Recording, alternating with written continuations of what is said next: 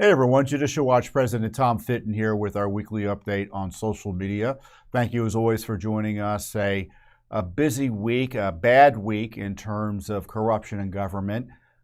Some terrible corruption exposed over at the Justice Department with the collapse of the Hunter plea deal, plus additional attacks on Trump by the Biden Justice Department. They've updated, they have a superseding indictment. I'll talk about that, plus another planned indictment of Trump by Democrat partisans in Fulton County, Georgia. Plus, we have new information about Biden family abuse of the Secret Service. Their dog attacked the Secret Service at least 10 times. You won't believe the details. Plus, Judicial Watch, of course, is front and center in exposing the Biden family corruption issues, and we have a big new lawsuit under FOIA to discuss in that regard. First up is the truly astonishing development of the collapse of the Hunter Biden plea deal in a federal court in Delaware earlier this week. In that case, you may recall, the Biden-Garland Justice Department came up with a sweetheart plea deal with Hunter Biden, and we kind of knew the general outlines of it, and it was outrageous enough. But then it was exposed more fully to the light of day under really basic questioning by the federal judge handling that case, Judge Noriega up in Delaware, and the whole thing collapsed as a corrupt plan and scheme to try to pull a fast one on the judge, the American people, and the rule of law. Now, you may recall that the Biden gang to protect Joe came up with a very narrow plea agreement that had Hunter Biden only admit to essentially misdemeanors related to tax filings, and the gun charge was kept out of the criminal side of the equation. The gun charge meaning he filed false information in the federal form, and that would have resulted in really nothing related to his criminal record. And what happened is Judge Noriega looked at the full plea agreement, which evidently included, this plea document, and then there's kind of a side agreement, the Exhibit A or Exhibit 1, and it's the exhibit that the judge noticed had this scheme and deal where, even though evidently there could be more crimes being prosecuted related to Hunter, he would never be prosecuted under the terms of this deal as long as he kept his nose clean, and I mean that literally. And so it was this broad grant of immunity to Hunter, and the judge said, well, hold on a second, what's going on here? Is there, for instance, the possibility of a Foreign Agents Registration Act violation here and prosecution and crime? And the Justice Department had to admit, because they had been telling Congress, oh no, this investigation is still open. Just because we have these narrow charges doesn't mean we're not looking at other things. So they had to tell the judge yes. And of course, that was not their secret deal with Hunter, because Hunter's lawyer said, hold on a second. We thought we were free and clear here. If this is the case, that this plea deal does not resolve all of Hunter's liabilities, as in any investigation that's currently known, we're done, we're out. And the deal collapsed.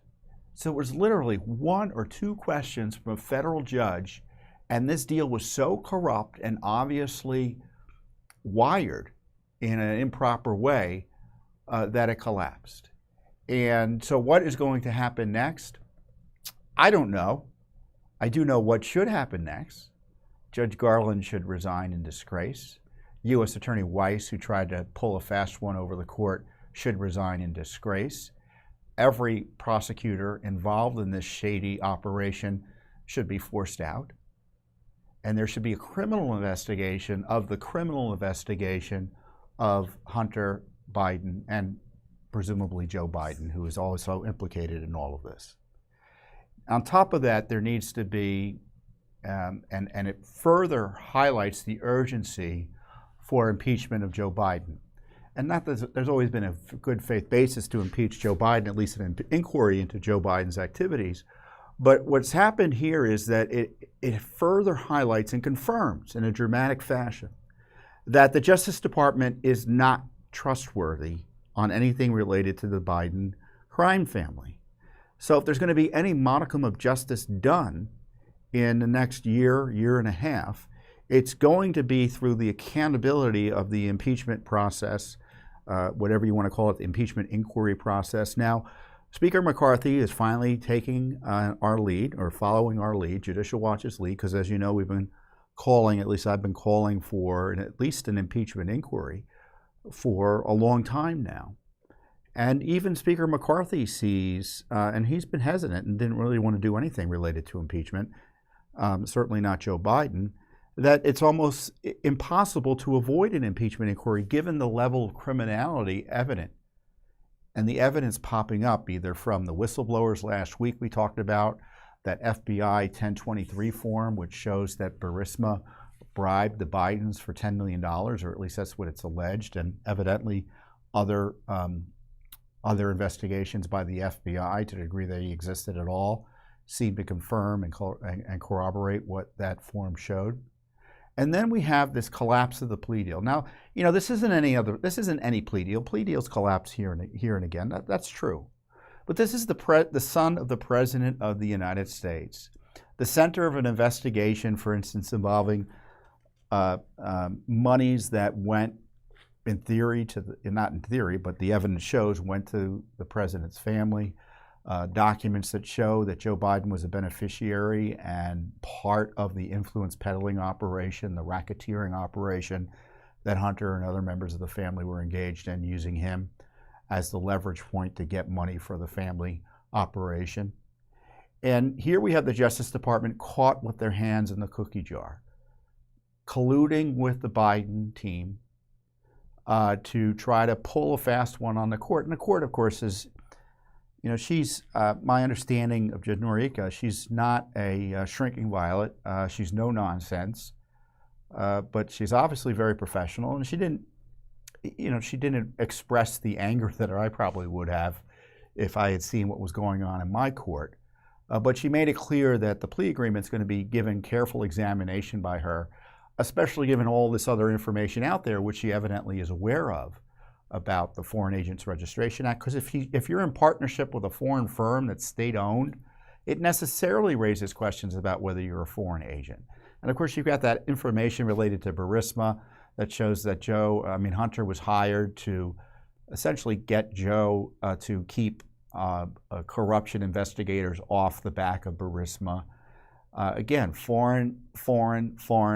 How many foreign entities must you be in a relationship with before the Foreign Agent Registration Act is triggered? And of course, you know, the Democrats, they had, for the first time practically speaking in American history, started enforcing it criminally against Trump world. And now they're protecting not only Hunter Biden, but I raised a question earlier today on Twitter, is, you know, because remember, Joe was working with Hunter, the evidence shows, after he left, well, I would say as a vice president, obviously the evidence shows that, but more directly after he was vice president. And they were both in deep with the Chinese firm. Well, why didn't Joe register as a foreign agent? So, you know, in essentially one or two questions, and the judge didn't find that Hunter Biden is a foreign agent, but given all the kind of all the weight of the evidence that was before her, and what Hunter was saying about who his partners were and the money arrangements were, the judge essentially said, you know, is what's going on about this foreign agent registration issue? And the Justice Department had to confess that it was still a live question, because to admit otherwise would be an admission of unbelievable corruption. So what we saw here was, in my view, that with the decimation of the Hunter Biden plea deal, evidence of some of the worst corruption in the Justice Department in modern American history. And it's like, well, you know, you got to go back to Nixon's time to see how the Justice Department was corrupted similarly. But of course, you know, that falls into the left-wing, you know, narrative that only Richard Nixon was corrupt, and that's the only corrupt president we're allowed to talk about. When, of course, the Justice Department under Obama was a noxious nest of corruption, the likes of which we really never had seen, with the way it was used to try to jail Trump and harass Trump. how they were trying to jail and harass Obama's political enemies through IRS tax filings run by Jack Smith, who's now trying to jail Trump. So it's just further indication that the Justice Department can't be trusted at all. Now, that being said, there still needs to be a criminal investigation, and there's no other way to do a criminal investigation of these issues outside the Justice Department, certainly at the federal level. So there needs to be a special counsel. Now, Weiss ain't it. He's not a special counsel. And there's a question about what authorities he had and whether he and Garland have been misleading and lying to Congress about the nature of his authorities to fully prosecute these cases. But secondly, we need a special counsel to come in and at least begin to mitigate the bias and corruption that we saw on display in Delaware earlier this week. And of course, it's two sides of the same coin, the effort to protect Hunter and Joe, because by keeping this investigation narrow with the Hunter plea deal, they have the benefit of that is keeps Joe out of it. And if they have to broaden it, it implicates Joe. So that's what this is all about, protecting Joe. And the other side, as I said, of the same coin is prosecuting and abusing Trump. And we saw a major development in that regard this week where Jack Smith's Justice Department seemingly, I would submit, I guess, isn't it a coincidence that the day after the Justice Department is caught with this sham plea deal and corruption and abuse of court process, they file a superseding indictment trying to clean up its prior indictment while adding some poor guy down there in Mar-a-Lago, I guess, who essentially was a groundskeeper or, a facilities employee as part of some fanciful scheme that supposedly Donald Trump was running to try to delete videos of Mar-a-Lago and the interior of Mar-a-Lago. Of course, the videos were all turned over to the Biden Justice Department, and as the Judicial Watch uncovered, they didn't want the videos to be publicized. So now they've added on top of the charges that Trump be convicted or of conspiracy to obstruct justice by deleting these videos that allegedly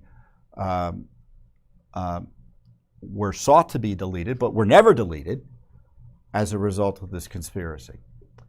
And I don't think anyone's really buying it. The reaction, I think, from the American people is that this is obviously a political indictment.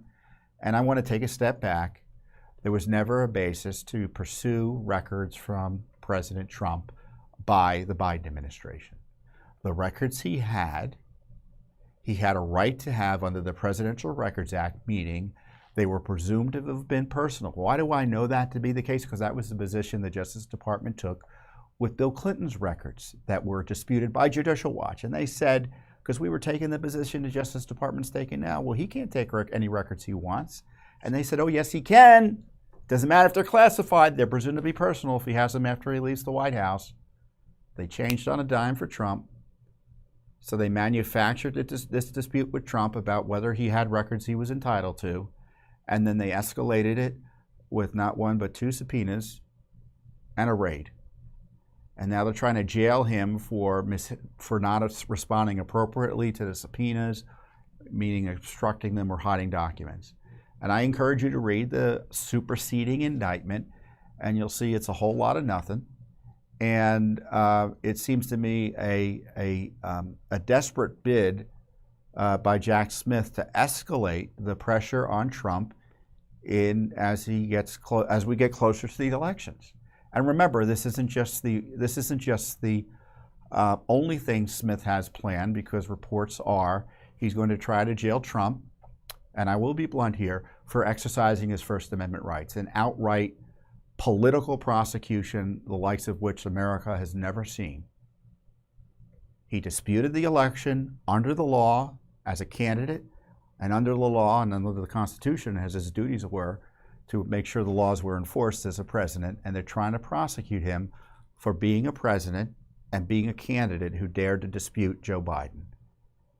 There's a desperate effort to jail Trump before the election, And we're seeing it time and time again being pushed by this Justice Department, A, with the superseding indictment, and then B, with the planned indictment on the election disputes of 2020. And then that's not all, because this tyranny that the Democrats are pursuing, and it is, you don't hear me talk about partisan, I don't try to characterize things through partisan lenses. I try to highlight the ideological divides here, because sometimes parties, there are members of one party that fall into one category ideologically that that makes it hard to say, well, it's just Republicans versus Democrats. Sometimes it's left versus right and such. But in this case, it is a Democratic effort.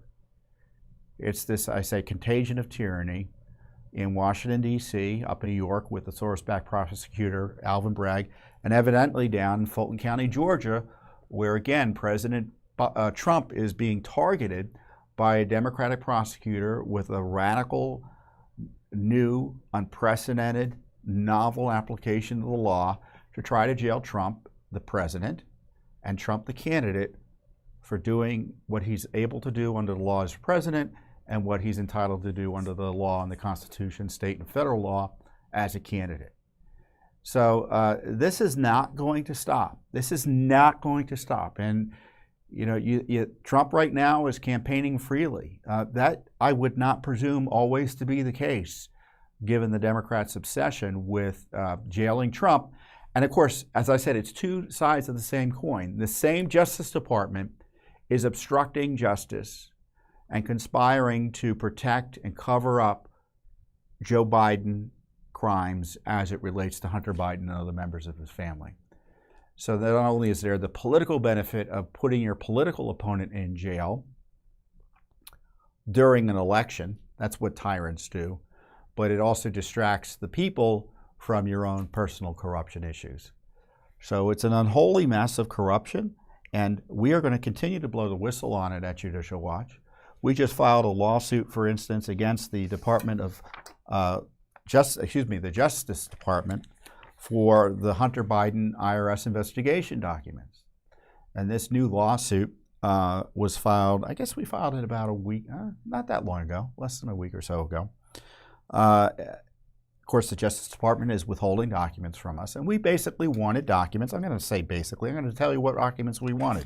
We wanted records and communications, including emails, email chains, email attachments, text messages, calendar invites, calendar meetings, voice recordings, charts, correspondence, briefings, letters, memoranda, reports, notes of the Office of the Attorney General or the Office of the Deputy Attorney General or any person acting on their behalf regarding the Internal Revenue Service investigation of Hunter Biden. And as I say in the release, the evidence shows that Garland's Justice Department obstructed an IRS criminal investigation implicating Joe Biden. And on top of that obstruction, Garland's Justice Department is violating the federal FOIA law to hide this information and cover up this serious scandal. Now, as I talked about last week, we have this 1023 IRS form that showed that there was serious issues that the IRS and certainly the Justice Department should have been pursuing about both Hunter and Joe. And then we had the testimony of the IRS whistleblowers last week that has been uncontroverted.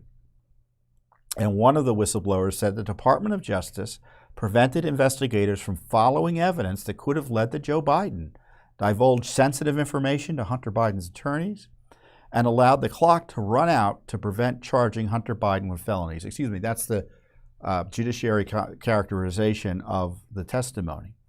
President Biden's politically appointed U.S. attorneys for D.C. and the Central District of California denied the U.S. attorney in Delaware's request to bring charges, which at the time put Hunter Biden on the path to a sweetheart plea deal. Additionally, the IRS whistleblower's testimony confirms the Oversight Committee's findings about the Biden's family influence peddling schemes. And as I say, these agents testified, and they highlighted why the rules required a more serious investigation and prosecution than actually occurred. And I'm going to take this off. I have this on because of my tennis elbow, but it's distracting me.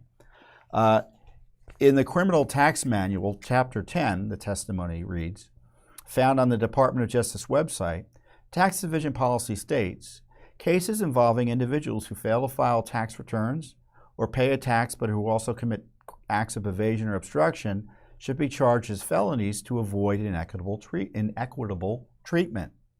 In early August 2022, federal prosecutors from the Department of Justice Tax Division drafted a 99-page memorandum. The memorandum recommended approving felony and misdemeanor charges for the 2017, 2018, and 2019 tax years.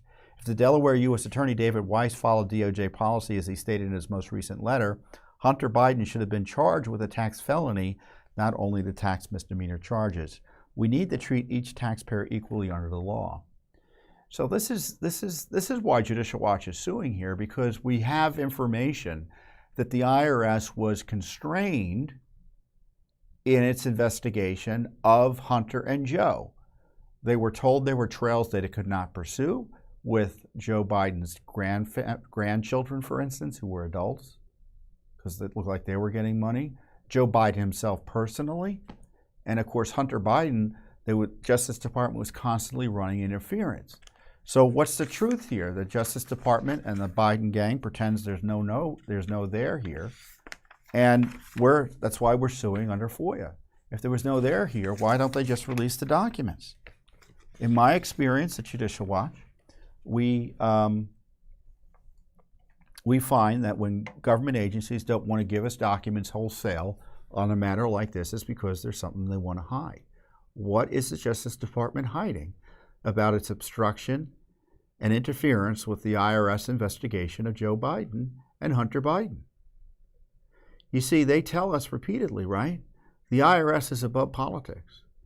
There's no interference in the way the IRS operates and how it handles tax issues related to American citizens.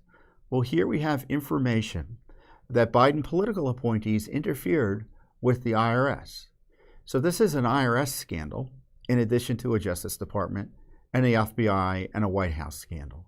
The IRS has officially been compromised by the Biden administration in a way that, again, should require criminal investigations and impeachment to start. That's why we're suing. And of course, it's one of many lawsuits we have. We've got lawsuits for that 1023 FBI smoking gun document, not only for the document itself, which thankfully Chuck Grassley has largely released, but for documents about the document. What was the back and forth about the document? What was done with it? And of course, we also want records about what the FBI's involvement was in covering up for Hunter Biden. We've got a big lawsuit against the State Department about what it knew and when about Joe and Hunter's shady foreign dealings. And of course, their operations in Ukraine and elsewhere. So, I mean, Judicial Watch is really second to none. And I'm glad Congress has been taking some significant leads here and pursuing significant leads, both, in getting this information out. But as we said earlier, we need accountability in addition to hearings and information. And our Judicial Watch can get the hearing, can get information too, but we can't impeach someone. We can't prosecute someone. So Congress should be using all the tools available to them to both investigate and prosecute through impeachment these issues. And of course, where there's criminal referrals available, they can always make criminal referrals to the Justice Department, which adds added pressure. They can also change the funding structure of Congress and get some funding mechanisms in place to require the appointment of a special counsel. Also, they can defund the abusive, take away the money from folks like Jack Smith who are abusing Donald Trump in obvious political attacks, obvious election interference, obvious violations and prosecutorial misconduct, obvious selective prosecution. I mean, go back to how they treated Hillary versus how they treated Donald Trump. We saw how they treated Hillary up close because we uncovered the Clinton-Hillary emails. I mean, things were so bad over there that the FBI would only move under that corrupt Obama administration only when Judicial Watch moved. If we did something, the FBI followed up and did something too. They were actually using the FOIA documents that we uncovered about the Clinton email scandal to conduct their own investigation because they hadn't even bothered to do much. And of course, Hillary Clinton famously unknowingly deleted emails and lied about it. took classified information and lied about it, and they did nothing to prosecute her, while targeting Trump in an abusive way, even though he had every right to the documents they're pretending he had no right to. It's just an awful, awful situation for the rule of law here in the United States, because our Justice Department is compromised, and I don't know if we can uncompromise it. I mean, can we get it back? I doubt it. I really doubt it. I mean, we really need to rethink the Justice Department from top to bottom in terms of funding, personnel, restrictions on their ability to operate against American citizens for political purposes, making sanctions more severe for abuses for political purposes, and of course for political prosecutions or abuses. And then, of course, the Congress right now can defund the positions of those who have been involved in this corruption. I mean, the lists are there. I mean, for instance, there's the federal court judge down in Missouri in the censorship issue. I mean, he listed the people in the Biden administration who were censoring Americans. Well, just defund all their positions. They shouldn't be working anymore. I mean, we have civil rights violations up the wazoo from the Biden White House. There's new information from Jim Jordan this week, further confirming that the White House told Facebook and pressured Facebook to censor American citizens who dared dissent from the Biden administration's views on where COVID came from and the safety and efficacy of vaccines. Outrageous violations of First Amendment rights directly by the Biden White House. We know the names of the people who did it there. Why are their positions being funded? So in the end, it's not just impeachment inquiry, right? And Speaker McCarthy, we shouldn't demand the minimum from our leaders, right? We should demand the maximum, always. And the maximum is defund, impeach, refer for criminal behavior, and eliminate positions, eliminate jobs, and that's kind of part of the defunding of those implicated. But that's I don't know even if that's the max. So we'll see what happens, but I can tell you that Judicial Watch, no matter what Congress does, will continue to advocate for the rule of law, because I really think our republic is tottering here. Don't you agree? I mean, the Justice Department, it might as well be, Moscow on the Potomac in terms of its corrupt targeting and effort to jail its political opponents. And it's not just Trump, it's American citizens who dared to dispute the 2020 elections. We've got this obsessive, over-the-top prosecutions of Americans involved and caught up in the January 6th disturbances. And I'm not talking about someone who knocked the head of a police officer or engaged in outright violence like that. Frankly, I don't trust the Justice Department to fairly prosecute anyone. I want to be clear here. I don't agree with everything that happened on January 6th, but I don't think this Justice Department can be trusted to prosecute a jaywalking offense, let alone a politicized investigation or prosecutions that are necessarily hyper-partisan on the issues related to January 6th. I mean, we can see, the rules don't apply with their prosecutions. So it's an ugly situation, and Judicial Watch continues, despite the effort by the Justice Department and the Biden administration to try to scare us and intimidate Judicial Watch by calling me, demanding documents from Judicial Watch for their sham grand jury investigation and harassment of Donald Trump. They want to scare everyone off from doing the right thing. And I'm not going to be scared off. Judicial Watch isn't going to be scared off. And I presume you won't be scared off from continuing to support our key work.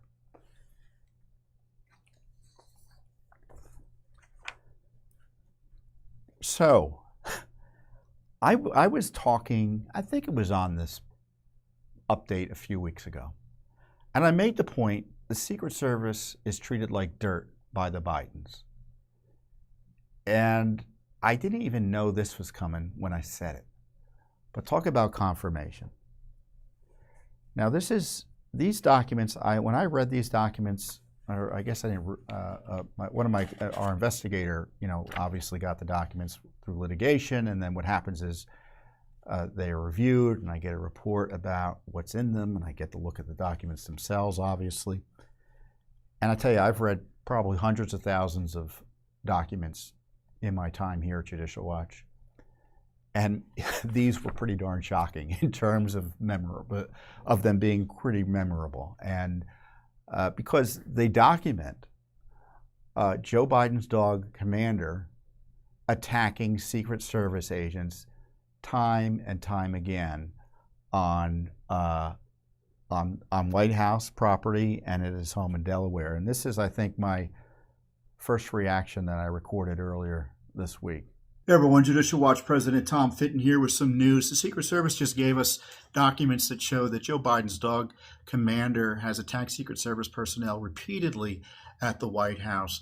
At least 10 incidents, one of which led to a uniformed Secret Service officer being sent to the hospital. I don't know what's going on over there in the Biden White House, that the family thinks that their dog should be able to attack 10 or so Secret Service agents, the folks who are defending their lives without much being done about it. Well, something was done about it. The Secret Service tried to cover it up, and it was Judicial Watch heavy lifting in court that exposed this scandal of abuse of Secret Service personnel by the Biden family, and now we know by the Secret Service itself. Some terrible personal dark corruption going on over there in the Biden White House. I mean, it's hard to argue otherwise, isn't it? So Judicial Watch obtained these documents under a Freedom of Information Act lawsuit, so they were not voluntarily disclosed to Judicial Watch. We had to sue for them. We had first uncovered that the dog Major, Biden's first German Shepherd, at least that he had at the White House, was attacking Secret Service agents in a much more significant and broad way than the White House had admitted to. So they were lying about Major's attack on Secret Service agents. And Judicial Watch had exposed that through FOIA lawsuits and investigations. And the White House essentially was forced, because of this, to remove Major from the White House, and they got this new dog Commander. So last year, Judicial Watch got a tip from, I'm not going to tell you where the tip came from, but we got a tip that Commander, the new dog, was also doing something that he shouldn't have been doing, which was attacking folks. So we asked for the records back in December, and they gave us the runaround. They didn't give us any documents, so we sued in April, and just recently they gave us the batch of documents. It's only about 194 pages. But they show that there were at least 10 attacks by President Joe Biden's German Shepherd, Commander, on officers and agents of the U.S. Secret Service between October 2022 and January 2023. And in several cases, the agents required medical care, including at a hospital. So when you think of the Secret Service, obviously there's a bunch of folks who work at the Secret Service. But when it comes to protecting the White House complex, there are two categories that I think you should be familiar with of personnel. You have the kind of the protective detail of the Secret Service. These are the big guys and gals in suits who are prepared to throw their lives down in defense of the president and the family and the staff there at the White House. So those are the guys you typically see and know of at Secret Service. But then you've got all these uniformed personnel who are pretty serious law enforcement officers as well, that are dressed in, typical law enforcement uniforms that also provide security for the safety of the president and staff and visitors at the White House. And both categories of Secret Service personnel were attacked by the dog. Now, what is interesting about this is that we only got reports, I think it's because we just asked through January, because we asked for the records, and, you have to, there's usually a deadline, not a deadline, but a time period you ask for. And then, they're obligated to give you the records up to that time period and not necessarily afterwards. So we don't know, for instance, there have been dog attacks since January of 2023. And because we only asked the Secret Service for records, we don't know if other personnel at the White House have been attacked. Were ushers attacked? They don't work. The White House ushers, they typically are there. They're part of White House staff, right? You have naval personnel that also attend to the president and his family. I don't know, maybe we should ask the Navy for records too about any potential attacks there.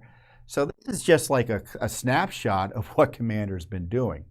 And these documents are pretty astonishing. And, you know, even the media, you know, it's hard to break through the media when it comes especially to stories that make Joe Biden, you know, look terrible, which he does in this case, because the abuse of the Secret Service is really unforgivable here. But here's some coverage we had on this big release. A conservative group, Judicial Watch, sued the Department of Homeland Security to obtain internal Secret Service records related to dog bites. Commander, the Biden's German Shepherd, bit or attacked Secret Service agents stationed at the White House 10 times in a 4-month period. It was all revealed in records obtained by the conservative watchdog group Judicial Watch. According to FOIA documents obtained by Judicial Watch, Commander, this is serious, bit Secret Service agents 10 times over the course of 4 months. We have learned about this because the conservative group Judicial Watch filed legal papers to get, through Freedom of Information Act, some of the communications and emails and so forth of the Secret Service. This is all according to newly obtained emails by a conservative activist group that have been verified by ABC News. And one of those emails back in October, the Secret Service warned that the German Shepherd was exhibiting extremely aggressive behavior, even charging at a Secret Service officer, saying that the First Lady could not regain control of the dog. And that's the headline from the Washington Post, which broke the story. So it's big news. And, you know, obviously it's big news because, you know, everyone has an opinion on dogs, right? And dogs that bite people. But I just want you to take a step back and think, if you had and many of you probably have dogs or have lived around dogs, or, you know, we all love dogs. Most people do, at least. If your dog bit someone 6 times, bit people up 6 times, you wouldn't have the dog anymore. And I dare say it, if your dog bit people 6 times, you'd remove the dog from your home. You wouldn't have to be told by animal control officials, animal welfare officials, this dog is dangerous, you have to remove it. You would voluntarily do it on your own. Not the Bidens. 6 bites, 10 attacks. And when you hear the details, you're going to think, what is, as I said, what is going on over there? On November 3rd, a Secret Service official emails colleagues in the Presidential Protective Division. Commander, bite, uniformed division officer, redacted, at post, redacted. So they keep that secret 2 times. 1 time in the upper right arm and a second bite on the officer's thigh. White House Medical treated the officer and made the decision to have him transported to the hospital. So some of that information is redacted, what hospital and such. An email later that day from a captain of the uniformed division, whose name is redacted, states he was advised that the dog was up to date on all vaccines, as if I guess that's some reassurance to the poor officer who was bitten. A November 4th email adds details regarding the previous day's attack. A division officer, after being bitten in the arm and the thigh, as we talked about, had to use a steel cart to shield himself from another attack. And a lot of this is redacted. I'm just going to read. I'm going to pretend there's no redactions here and read through it. Otherwise, you won't be able to understand what I'm saying. Officer advised that commander came down the stairs and walked toward blank. Officer advised blank was sitting with arms crossed, and the commander bit his arm in the tricep area, which is here. And when he stood up, commander bit him in the leg, in the quad area. The officer stated the usher did not control the dog and was telling officer to not back up. Officer advised that commander came after him again, and he had to use a steel cart to shield himself from another attack. Officer advised he was in considerable amount of pain. I want you to imagine, so the usher is obviously around this dog. So the White House ushers are basically the personnel that maintain the residence of the White House and provide services to the first family. It's a thankless, important task. And they're obviously trying to manage this dog. The dog attacks the Secret Service officer, not once but twice. He bites him in the arm. He stands up, he bites him in the leg. The usher is panicking, saying, don't back up, and the officer eventually has to get behind a steel cart to protect himself from bitten by the darn dog again. What a nightmare. And of course, that officer had to be placed on restricted duty status for 3 days on the advice of doctors. Then a subsequent exchange, there's an officer, they're talking about the attack victim is involved in this email exchange. Doing all right, his colleague asks. That's freaking crazy, that stupid dog, rolling my eyes, he writes. The victim replies, my leg and arm still hurt. He bit me twice and ran at me twice. The colleague replies, what a joke, blank. If it wasn't their dog, he would have already been put down. Freaking clown needs a muzzle. Hope you get to feeling better. And that's important, because I think all of these officers are armed. At least I hope they're armed. And they are lucky that the dog hasn't been shot. And of course, once a weapon is drawn, all bets are off about other injuries to other people as well, as someone is moving to defend themselves from this vicious dog. I mean, that was the concern with Major, that he was going to get shot, and it was going to be a nightmare for the family and the nation that the dog had to be shot. And what is going on in the White House that this is being allowed?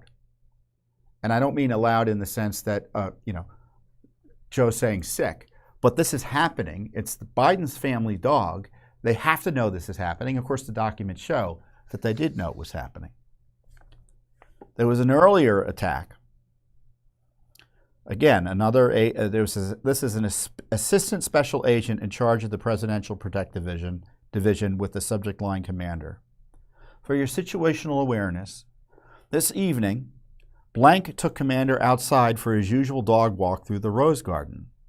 As commander moved through the palm room doors, he inflicted a friendly soft bite on a special agent's forearm as blank held the door open. Now, a friendly soft bite, that's a terrible way of putting it.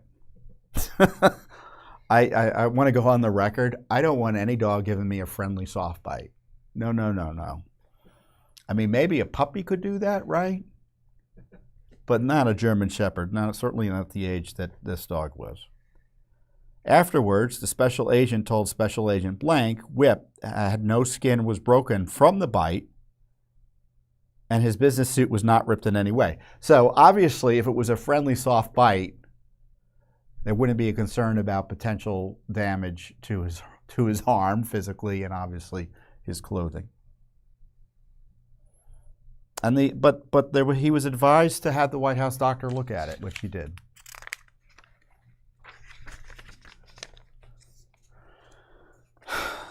In light of past incidents, I just wanted to keep you all in the loop. So this is in October, right?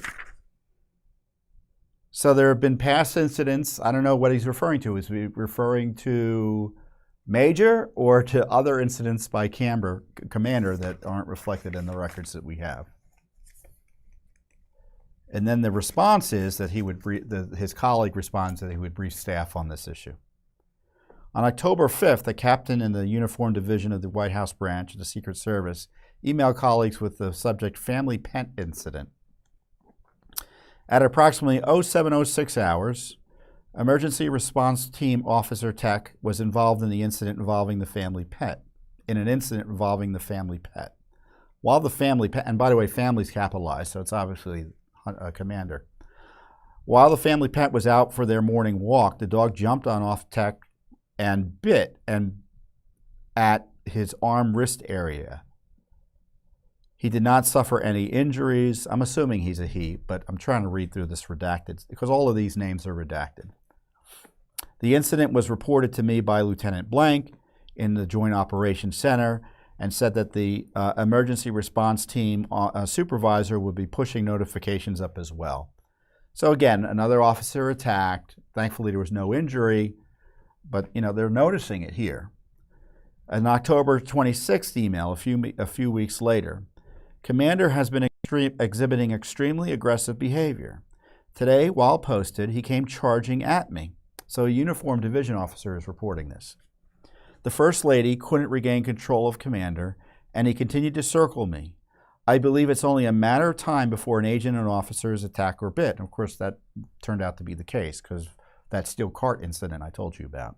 He would have bit me today if I didn't step toward him a couple of different times. It was bad enough that the agent on the detail asked if I got bit, just so you're aware. So I want you to imagine you're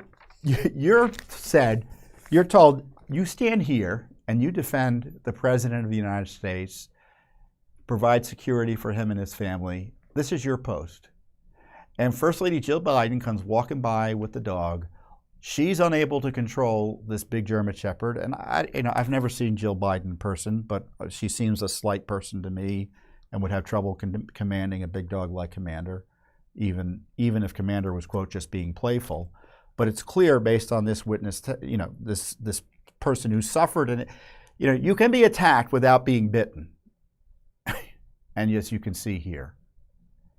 And so this dog was, Jill Biden saw the dog nearly take out a uniformed officer. Okay? Nothing was done because then a few weeks later, as we disclosed earlier, another officer was bitten twice by this dog. It's worse.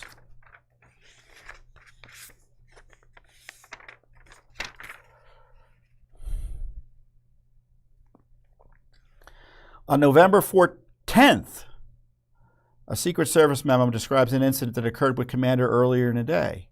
While patrolling the White House grounds, a uniformed division Secret Service officer was attacked by Commander while First Lady Jill Biden, again, was walking him in the Kennedy Garden. The officer was bitten on the left thigh and subsequently experienced bruising, tenderness, and pain in that bite area. He was tended by the White House Medical Unit and filed a workplace injury report with OSHA, which is the Occupational Safety and Health Administration. On November 14th, 2022, a uniformed division Secret Service officer emails colleagues with the subject line "family pet," describing while at his post in the White House, he heard the dog bark with a loud, aggressive sound. He then looked up and saw him at the landing of the usher's staircase. I made contact with him and grabbed the black chair I was sitting on and held it in front of me while backing up. A White House usher stepped out of her office and climbed the staircase to him and took the dog up to the residence level. So evidently the dog is running wild in the White House. I mean, the dog just shows up at the top of the stairs, and the poor officer's at the bottom of the stairs, sitting in his post, sitting in his chair, and he gets up and he puts the chair in front of him to protect himself from the dog that's preparing to attack. And it was only by chance that there was an usher who got the dog under control.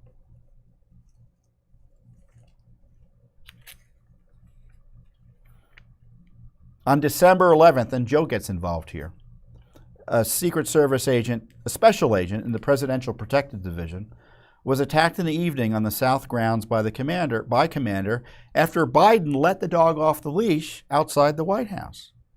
So this is the initial report from the special agent. The injuries included a bite to the left forearm, resulting in bruising, and an approximately 1.5 centimeter cut and a bite to the right hand and the thumb, resulting in a 1 centimeter cut. I received treatment from the White House Medical from someone. The injuries were blank, and I returned to work the rest of my shift. So this is what I envision is happening, right? The dog is attacking these Secret Service agents, and the agents are going here to protect themselves, and the dog grabs onto the forearm or to his hand.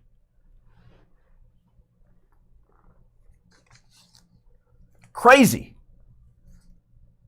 It is to be noted, someone else wrote shortly after this, this occurred after departing the family movie theater with Commander and family members.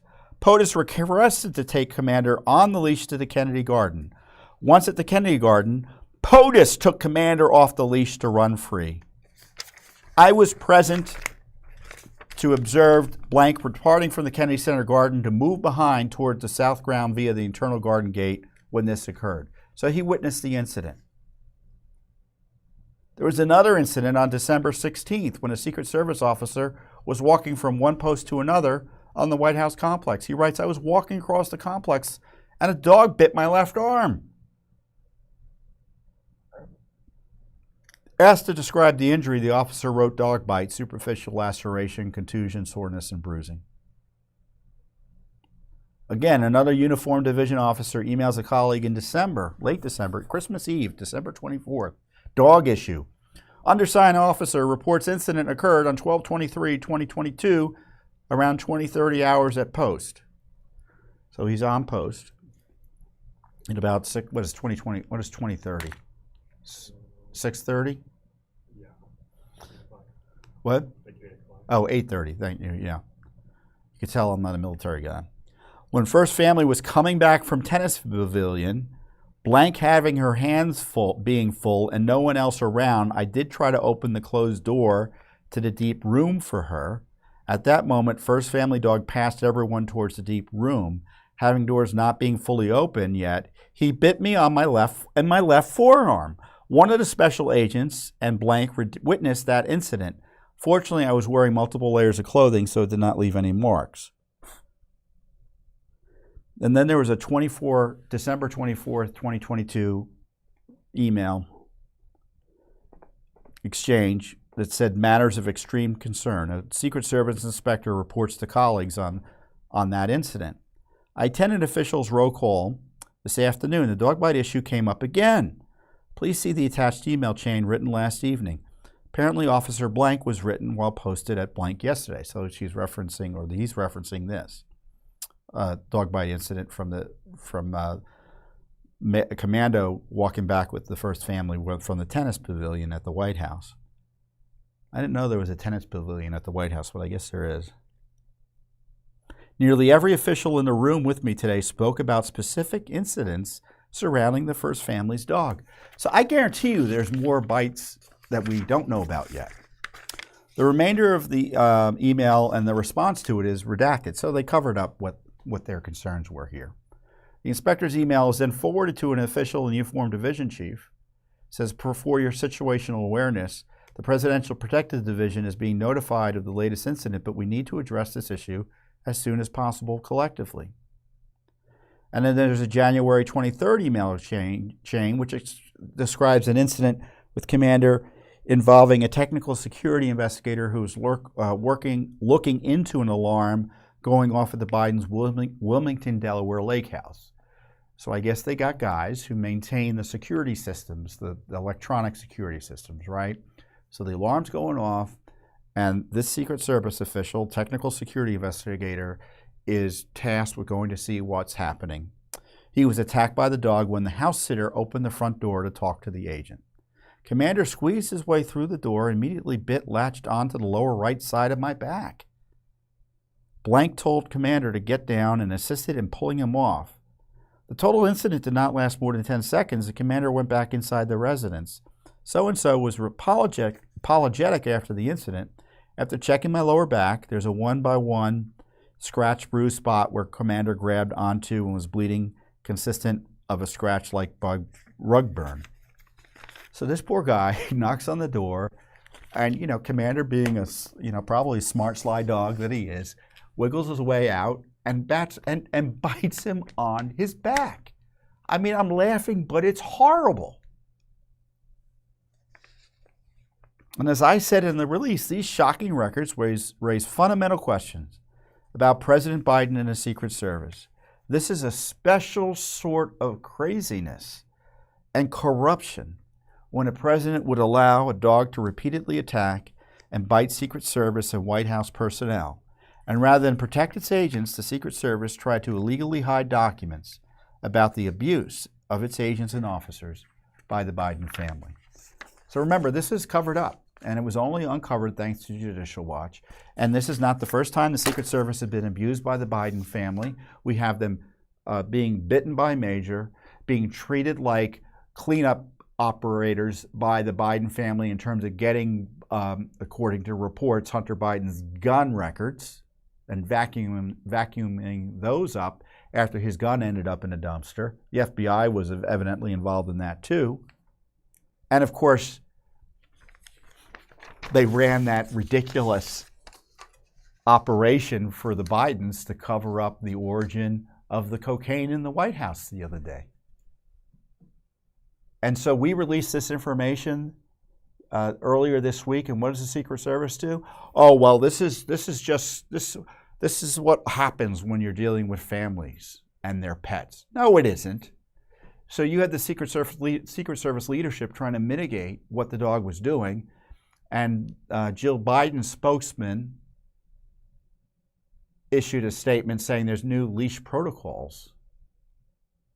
What does that mean? When did they get instituted? When we uncovered this information? I mean, would you want to be around this dog while Jill Biden trains him? I wouldn't.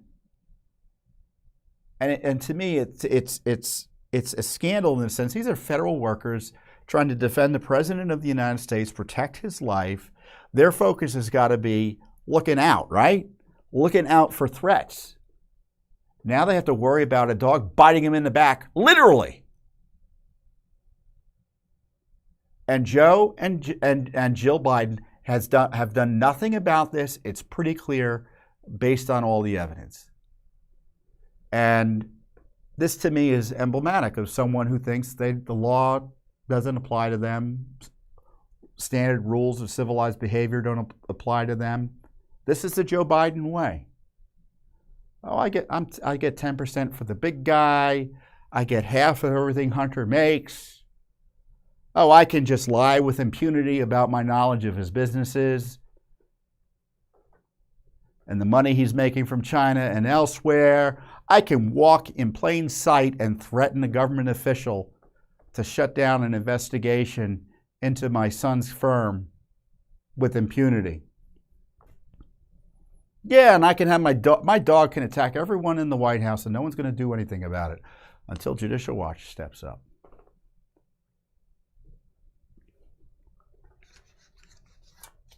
So, is this Exhibit A for Biden corruption? No, but it certainly informs the Biden family approach to accountability and responsibility and how they treat their public office. Don't you agree?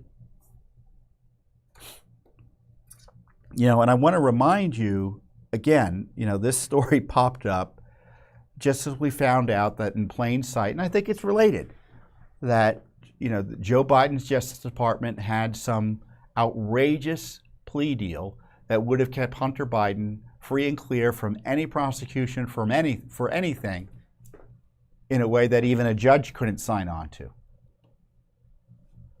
I think I forgot to mention that,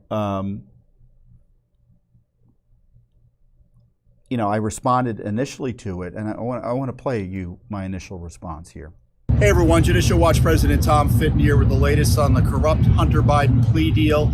It looks like a federal judge essentially demolished the deal after she exposed through a few questions that this deal was way outside the norm, and evidently there was a secret deal between Hunter and the Garland Justice Department to give him outrageous and unprecedented immunity and special favoritism from the Justice Department.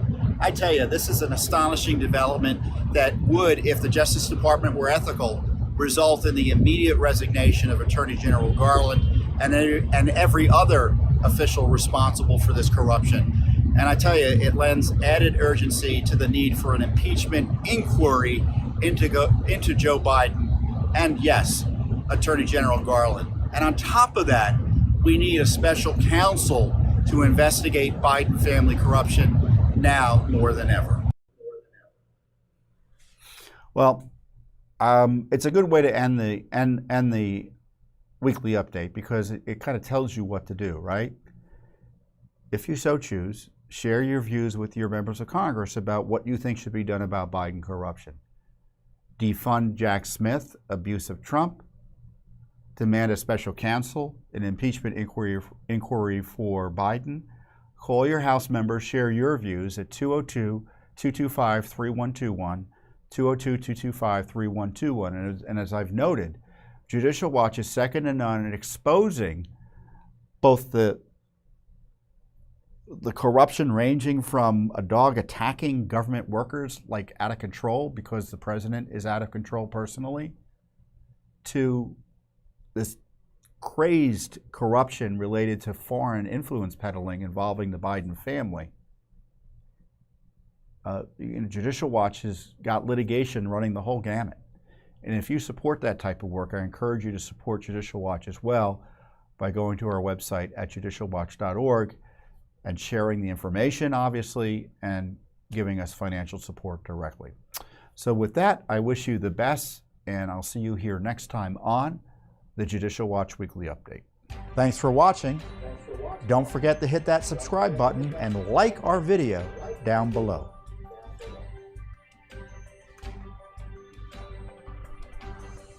Friendly soft